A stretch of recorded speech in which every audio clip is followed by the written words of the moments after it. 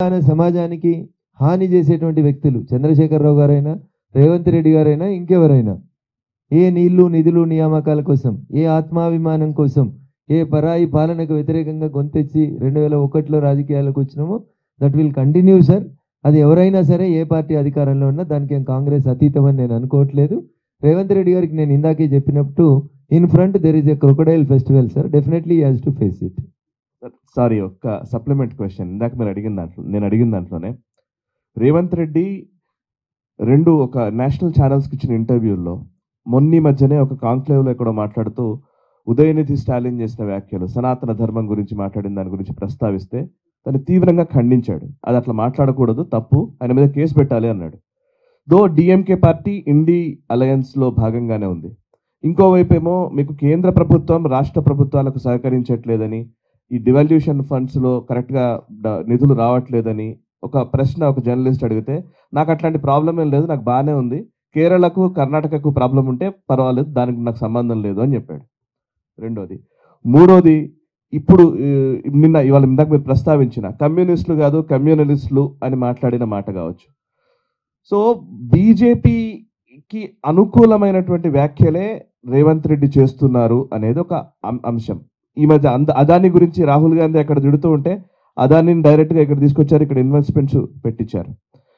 అటు కేటీఆర్ ఏమో రేవంత్ రెడ్డి ఎలక్షన్స్ తర్వాత రేవంత్ రెడ్డి బీజేపీలో జాయిన్ అవుతారంటున్నారు. సో మీకు రేవంత్ రెడ్డి మీకు మిత్రుడా లేదు అపోనెంట్గానే మీరు భావిస్తున్నారా? కాంగ్రెస్ బీఆర్ఎస్ ఒక నాణానికి రెండు దిక్కుల రెండు పార్టీలు అని మీరు అంటున్నారు. ఏది కరెక్ట్? ఎవరు మీకు మిత్రులు, ఎవరు కాదు? భారతీయ జనతా పార్టీ కాశ్మీర్ నుంచి కన్యాకుమారి దాకా 543 పార్లమెంట్ స్థానాలని ఒంటరిగానే గెలుచుకోవాలనేటువంటి లక్ష్యం ఉంది మాకు.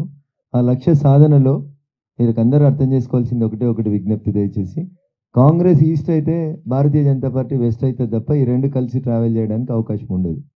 రేవంత్ రెడ్డి గారు వారి వ్యక్తిగత అభిప్రాయాలను చెప్పినరా, లేకపోతే ఆ నిమిషానికి ఏం చెప్పాలనో అర్థం కాక, ఎందుకంటే పక్కన రాసిస్టోళ్ళు ఎవరు ఉండరు కాబట్టి ఏది దోస్తే చెప్పినా నాకు తెలియదు, కానీ ఆయన చెప్పిన మాటలు మాకెందుకు సహకరించేలా ఉంటాయి?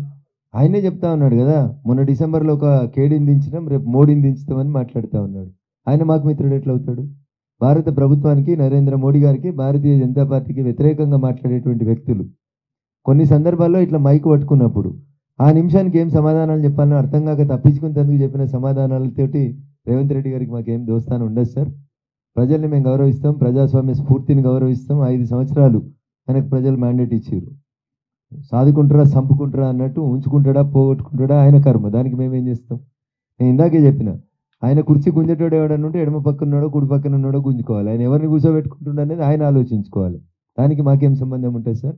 మేము అన్ని పొలిటికల్ పార్టీస్ని సమాన దూరంతో చూస్తాం సార్, unless and until they are part and parcel of our NDA.